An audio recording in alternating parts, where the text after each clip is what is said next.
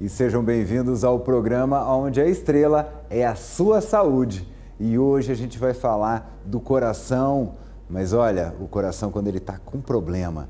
A gente sempre ouve ali falar do infarto, mas hoje a gente vai quebrar um dos grandes mitos do infarto, que é aquela ideia de que doeu o peito, dor irradiou para o braço, isso que é o infarto. Será que sempre o sintoma vai ser o mesmo? Então preste atenção, hein? Tem muita coisa para você conhecer depois da vinheta.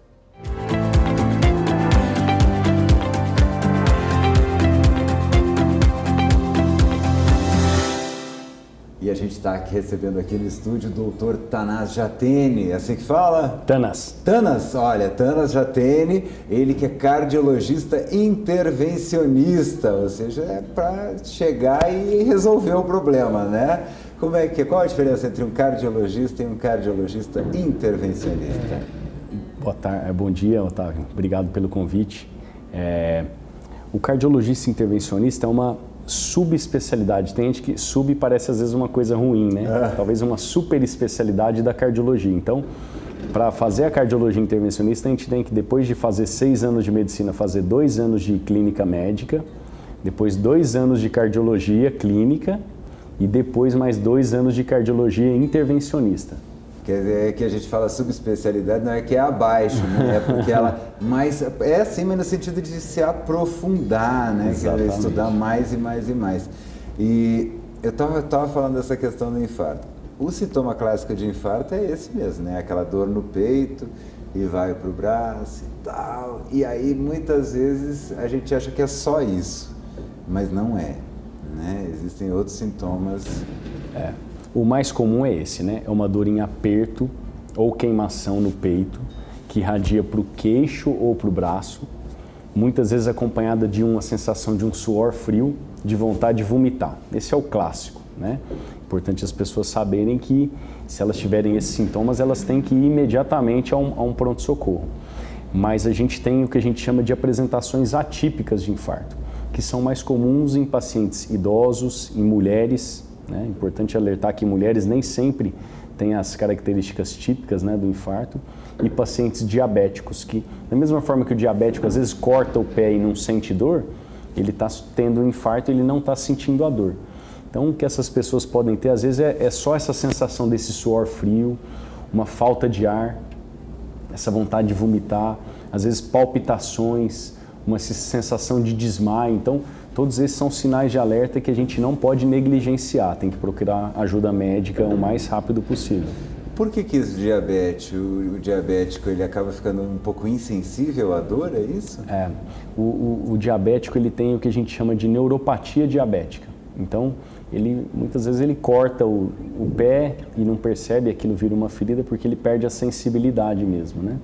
E da mesma forma, perde a sensibilidade de maneira geral, pode não sentir a dor de um infarto. Não, a diabetes vem com de arrasto um monte de coisa negativa ali. E mulheres, o coração das mulheres é um pouco diferente dos homens para ter esse tipo de diferença? Ou por causa do seio, a glândula mamária não deixa doer? O que acontece que é diferente nas mulheres? É curioso isso não é bem compreendido ainda pela medicina. Uma das coisas que explica isso é que as mulheres elas têm uma tolerância à dor maior do que a nossa, né? Muito mais. Né? Assim, isso homem é frouxo. Não tem dúvida, né? Eu que faço cateterismo o dia todo de homens e mulheres, é impressionante como a mulher tem mais resistência à dor do que o homem, né? É verdade? Você vê isso não é um estudo, não. Isso é no dia a dia. Prática, as mulheres são muito mais fortes que nós, homens. Passa a veiazinha ali, é na perna ou no braço? O senhor faz ou depende do caso? O cateterismo é o exame que a gente vai avaliar, a principal função do cateterismo é avaliar as artérias do coração, as coronárias, né? Na situação do infarto, o que o cateterismo vai ver é se tem artérias com obstrução, com entupimento, né? Hoje, a melhor prática é se fazer por via radial, né? É um furinho que a gente faz aqui no punho. Através desse furinho a gente sobe com um catéter lá no coração e por dentro desse catéter a gente injeta o contraste que vai pintar as artérias coronárias e aí a gente vai conseguir ver se tem alguma obstrução da luz do vaso, né? Na ocasião do infarto, o que a gente imagina é que tem alguma artéria 100% ou 99% obstruída. E aí a gente pode, pela mesma punção, já desobstruir, que é fazer a angioplastia, geralmente com a colocação do stent. Que eu acho engraçado isso, que a gente sempre fala, né? O coração leva sangue para o corpo todo, né? Mas ele leva para ele também, né? Exatamente. Ele também precisa respirar. Então, o infarto é quando o coração não consegue respirar? Ou esse é um tipo, tem mais tipos de infarto? A definição de infarto é um desbalanço entre a oferta e o consumo, né? Então, o consumo está mais alto do que a oferta, né? O que é o mais comum do infarto? Né? Tem vários tipos, mas o mais comum é quando uma artéria do coração obstrui, geralmente pela formação de um coágulo, e aí não chega sangue para nutrir a bomba, o músculo que é o coração. Não chega sangue, esse músculo começa a morrer aos poucos, e aí que dá os sintomas, né? Começa a dar dor. E aí é muito importante, o que faz toda a diferença na ocasião do infarto? O tempo. A gente costuma dizer que tempo é músculo, né? Então, quanto mais rápido você conseguir desobstruir o sangue, voltar a fluir na artéria coronária, voltar a nutrir o músculo do coração, maior a chance desse paciente sobreviver e maior a chance dele ficar sem sequelas, né? Veiazinhas, aqui tá mais, né? A gente até tem um melhores, mas que fica em volta, né? São as veias que ficam em volta. Exato, elas ficam por fora. Essas que estão mais escurinhas aí são as artérias coronárias, né? Que levam sangue para o coração. Quando uma delas está obstruída, olha aí, exatamente, as vermelhinhas são as artérias, né? E as azuis, as veias, né? Então, o infarto geralmente é quando uma dessas vermelhinhas está obstruída por um coágulo. A gente chama tudo de veia, né? Mas tem diferença entre artéria e veia, né? Qual que é a diferença? A artéria, ela leva o sangue, a veia traz o sangue de volta. Então tá bom, olha aí, então tem essa diferença. A vermelhinha é o sangue oxigenado, o azulzinho já é o sangue que o oxigênio foi consumido. E tem diferença, por exemplo, se a minha estradinha está entupida nessa pontinha ou lá em cima? Total diferença. Tem? Total diferença. Quanto mais proximal a lesão, mais no comecinho da artéria, maior o território de músculo que você vai perder se entupir, né? Então o estrago é maior, o risco de você, na ocasião do infarto, ter uma morte súbita é maior, ter uma arritmia grave é maior do que se ele for lá na pontinha, né? E se esse paciente sobreviver ao infarto, a chance dele ter sequela, quanto mais proximal o entupimento, maior a chance dele ter sequela, porque vai ter ele vai perder uma área grande de músculo cardíaco, né? E aí ele fica com a insuficiência cardíaca que você já tratou num programa prévio, né? Sim, que aí é um sintoma, né? A gente, inclusive, foi muito interessante porque a gente achava que a hipertensão, aliás, a insuficiência cardíaca era uma doença e não, é um sintoma e pode ser um sintoma de um infarto.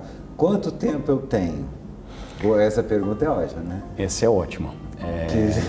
Então, assim, a gente tem dois tipos principais de infarto, que o que vai definir é o eletrocardiograma, né? Então, é importante que no infarto, os protocolos recomendam que em até 10 minutos da sua chegada ao hospital você faça um eletrocardiograma, né? Por isso que os grandes hospitais têm uma triagem bem feita, que vai, o paciente com dor torácica, ele vai ser encaminhado imediatamente para fazer um eletro. Esse eletro ele vai dizer se é um infarto com supra ou sem supra, baseado numa alteração do eletrocardiograma. Um infarto com supra significa que muito provavelmente você tem uma artéria 100% fechada. Então não está chegando sangue nenhum naquela parte do coração.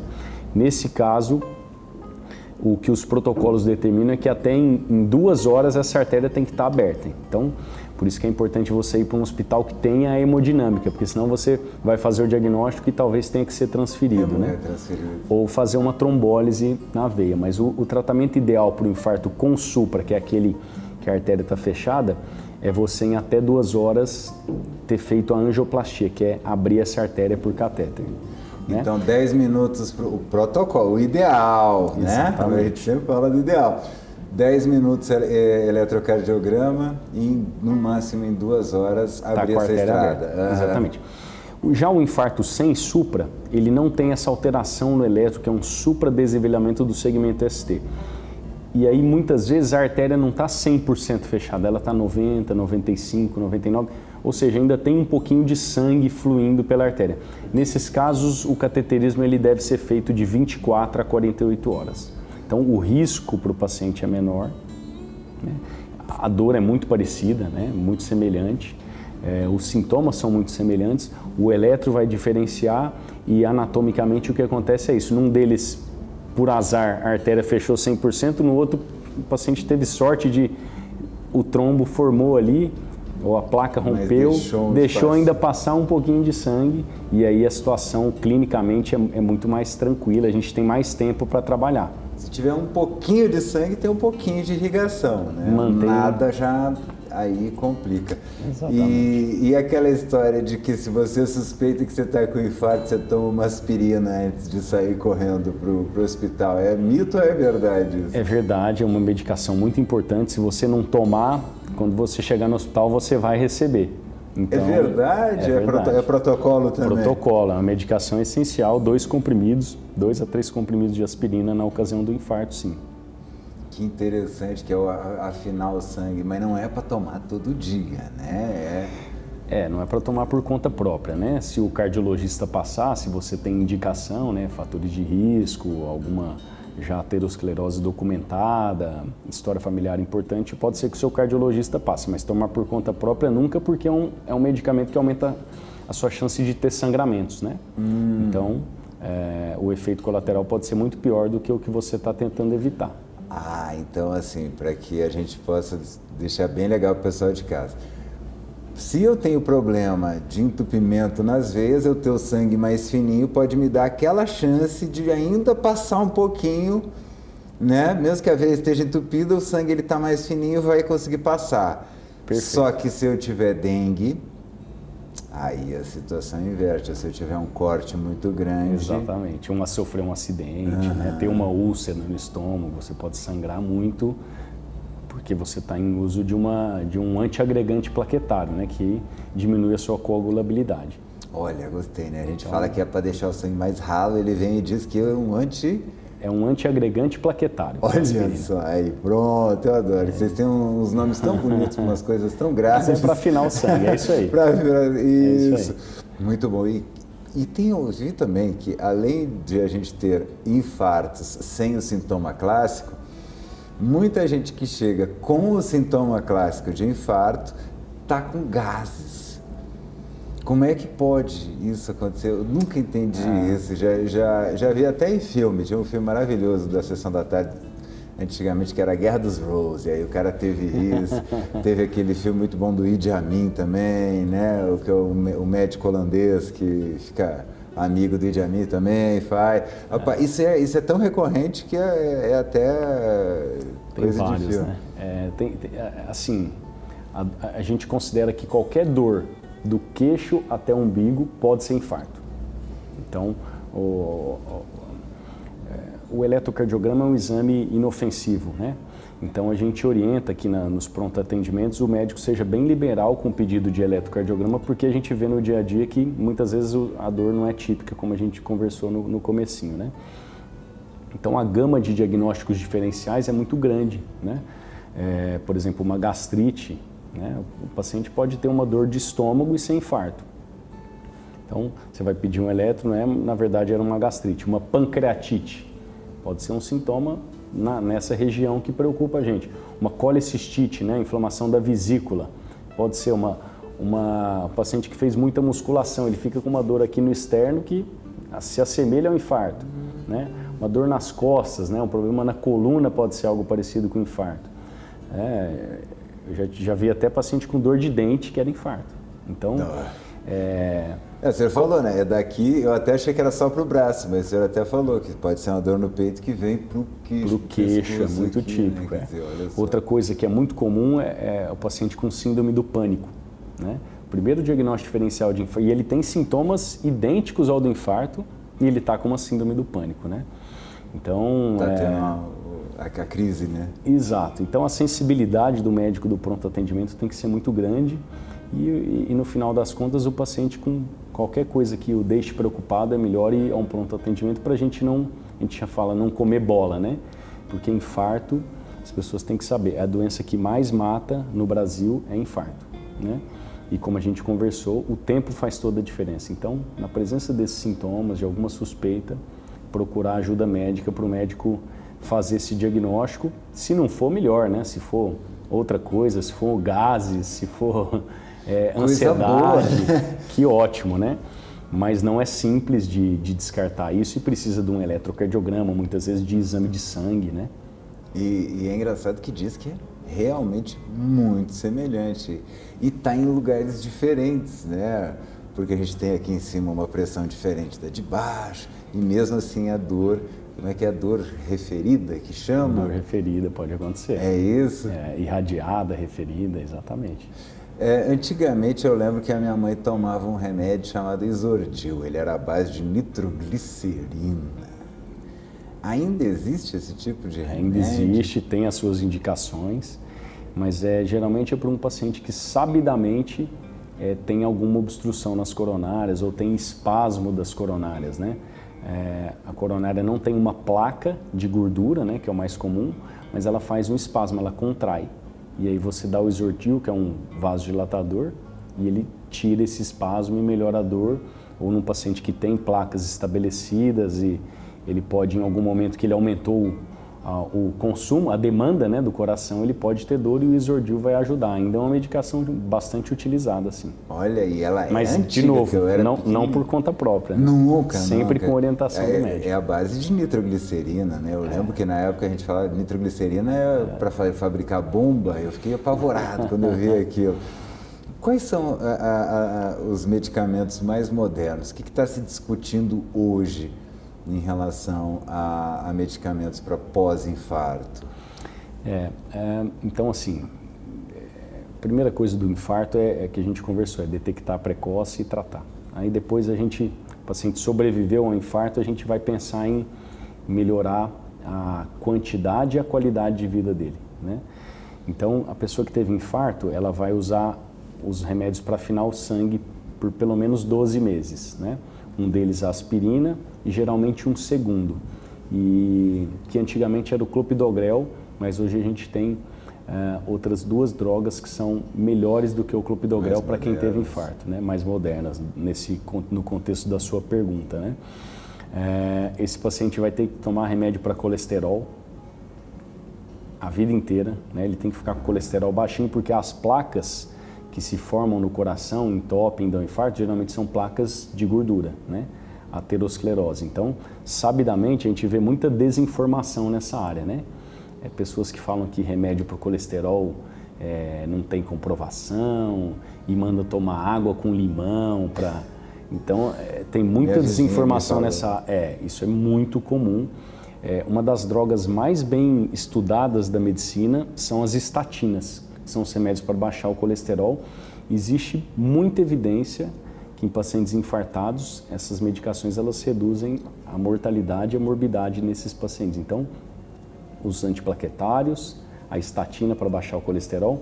E nesse contexto que você perguntou de novas drogas, hoje a gente tem pacientes que mesmo tomando a estatina, o colesterol não baixa o suficiente. E aí hoje a gente tem algumas medicações injetáveis que baixam muito o colesterol justamente para esse tipo de paciente. Então é uma novidade interessante. Fora isso, são medicações que vão evitar o quê? Que o coração ele fica com uma cicatriz depois do infarto, né? Principalmente se ele for tratado muito rápido, às vezes ele não fica nem com cicatriz, nem com sequela, né, do infarto. Mas muitas vezes ele fica com a cicatriz, aquela parte do músculo que não recebia sangue, ela fica com necrose. E aí às vezes o coração começa a dilatar e esse paciente vai evoluir com insuficiência cardíaca. Então tem medicações que a gente usa também que baixam a pressão, mas também ajudam nesse remodelamento cardíaco para o paciente ter uma função do músculo boa e poder fazer as suas atividades normalmente. Então tem bastante coisa para fazer, bastante recurso.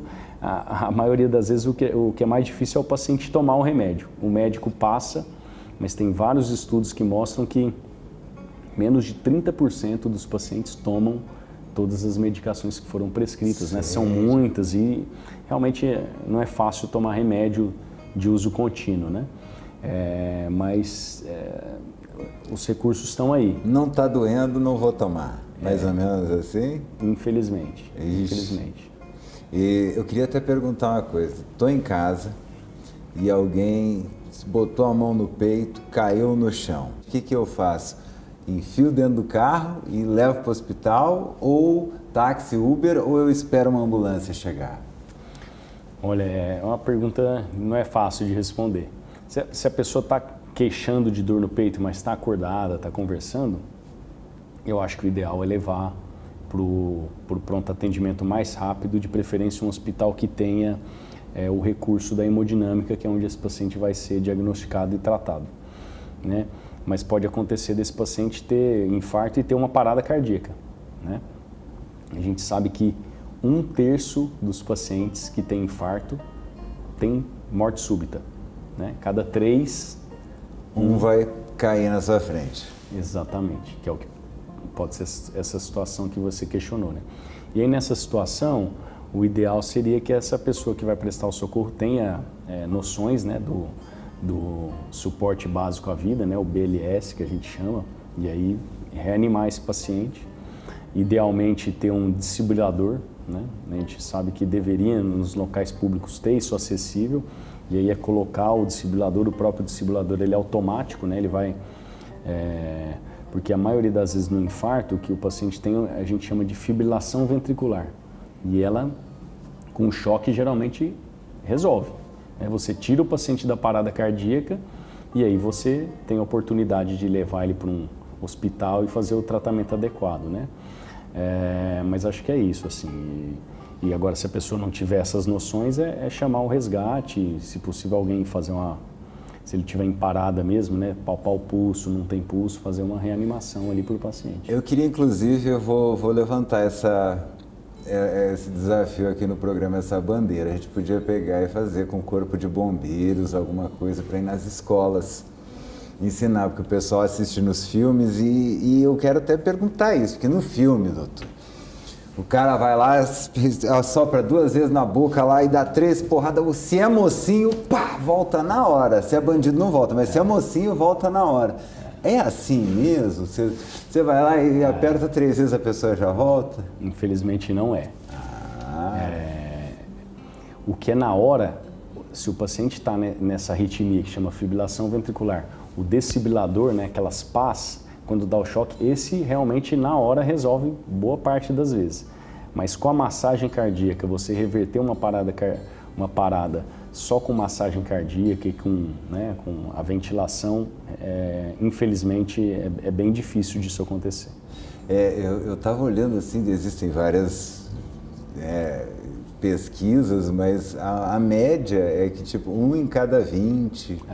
você consegue trazer, né? No filme você bateu... E outra coisa, não é depois de muito tempo, né? Exatamente.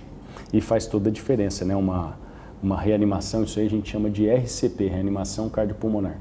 Uma RCP bem feita, né? Ela vai garantir que esse paciente não tenha sequelas, porque o problema, quando tem a parada, para de circular sangue, e o principal problema é não chegar sangue no cérebro.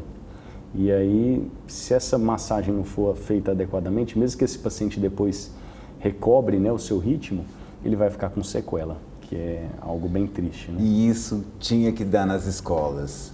Eu brinco que a gente podia trocar uma fórmula de Bhaskara por alguns conceitos de medicina básicos, né? Ali dentro Gente, tiraram até história, né? E a gente tinha que colocar, quantas pessoas engasgo. Quando você vê que alguém no restaurante sabe fazer aquela manobrinha de Heimlich, né? Pum, salva. Se não tem ninguém, a pessoa morre na frente de todo mundo. Uma coisa totalmente evitável, né? E essa questão que a gente vê, às vezes, o pessoal fazendo a RCP, né? Que é apertar ali, tem um jeito de fazer, que senão causa mais estrago do que arruma, né? Exatamente. E eles levam fazendo aquilo na ambulância, se for o caso, se for aquelas ambulâncias sem suporte, vai fazendo até chegar no hospital, mas eles não estão fazendo porque eles acham que a pessoa vai voltar, eles estão levando a pessoa para ela tomar o choque, né? Você vai segurando para chegar lá e tentar dar o choque. Para manter a perfusão para o cérebro, né? Você está massageando, você está fazendo o que o coração não está fazendo, você está bombeando o sangue para manter um fluxo ali no cérebro até que a causa seja revertida, né? Entendi que essa também é uma coisa muito legal, porque então você não faz a massagem cardíaca para o coração, você faz para o cérebro. Porque, claro, para o coração também, mas é porque se a gente raciocinar, né, que 80% do nosso oxigênio vai só para o cérebro, o coração ele aguenta, o cérebro não, é isso? Exatamente, o cérebro é o mais sensível, né? Com menos tempo ele fica com mais sequelas, né? Então, é lógico, falta o sangue para tudo, né? Para o coração, para o cérebro, para os membros, né? Para os rins, para o intestino, mas o cérebro ele é mais sensível. Então, um mínimo de tempo sem sangue é suficiente para ele ficar com sequelas. Se eu não tenho ninguém na família que já teve infarto, quanto tempo eu visito o cardiologista? De quanto em quanto tempo? Não precisa nem ser o cardiologista, na verdade, né? É muito importante a gente falar dos fatores de risco, né? Que é o que o cardiologista ou que o clínico geral vai ver. Então, os principais para infarto, né? Pressão alta, que é silenciosa, né? Então, a gente pode ter pressão alta e não saber, porque ela é silenciosa, né? Como é que eu vou saber? Se eu medir minha pressão, né? Se eu não medir, eu tenho pressão alta, dá dor de cabeça. Não dá, a maioria das vezes não dá nada. A pessoa tem a pressão alta cronicamente e ela só vai saber se ela fizer a medida. Então, pressão alta número 1. Diabetes, outro fator de risco importante. A pessoa só vai ter sintoma quando ele está muito descompensado. Como é que eu vou descobrir o diabetes? Fazendo o exame de sangue, né? Preciso ir num médico para ele pedir o exame. Colesterol alto, a mesma coisa. Também silencioso, não dá para eu saber, não tem sintoma de colesterol alto. É fazer o exame e ver que está alto. Fora isso, tabagismo, né? Esse é fácil da gente saber. E fácil de resolver, né? Sim. Nem tão fácil assim. Não, se fosse ninguém fumava, né? Exatamente, né? Então, pressão alta, diabetes, colesterol, tabagismo e história familiar. História familiar não tem o que a gente fazer. Não tem como fugir. A gente chama de fator de risco não modificável, né? Mas se eu tenho história familiar, eu devo ficar mais atento a essas outras coisas, procurar mais precocemente passar em consulta com o cardiologista. Não tem assim uma regra, né? Com tal idade, com tal periodicidade, isso não tem essa regra, mas é importante que pelo menos anualmente você faça os exames para ver se está tudo bem. Um check-up, né? Exatamente. Infelizmente o programa está acabando. Eu queria que o senhor se despedisse ali do público naquela câmera, falasse um pouquinho da sociedade, que também tem o site, né? Pudesse falar. Além do Einstein, te encontram também nas redes sociais, né? Qual é essa rede social? Agradecer o convite, foi ótimo o bate-papo. Acho que talvez como mensagem final tenha a Sociedade Brasileira de Cardiologia tem um site que chama Cardiômetro. Se vocês colocarem no Google, vocês vão achar. E é um alerta importante que ele mostra quantos infartos a gente tem por ano, por dia, por hora, né? Então, por ano, cerca de 400 mil pessoas morrem de infarto. Isso dá mais de 1.000 mortes por dia. Isso dá uma morte por doença cardiovascular a cada 90 segundos. Então, cada 90 segundos no Brasil tem alguém morrendo de infarto, né? Então, acho que isso talvez seja a mensagem final para as pessoas se conscientizarem da gravidade que é o infarto, né? De quão prevalente é e se cuidarem, né? A gente falou aqui dos fatores de risco, é importante ter hábitos de vida saudáveis, né? Exercício físico é fundamental porque vai ajudar no controle de todos esses fatores que a gente falou, de diabetes, de pressão, de colesterol, né? Não fumar, não beber em excesso, dormir bem, né? Tentar evitar o estresse, que não é fácil, se alimentar evitar alimentos industrializados, né? Preferir os alimentos mais naturais. Então, se puder passar essa mensagem para as pessoas, acho que a missão aqui da Sociedade Brasileira de Cardiologia e da Sociedade Brasileira de Hemodinâmica e Cardiologia Intervencionista, a missão está cumprida. Com certeza. Muito obrigado pela sua presença. Gente, outra coisa, não é questão, estresse sempre vai acontecer, o que depende é como a gente lida com ele, então pensa nisso e até o próximo programa. Um grande beijo.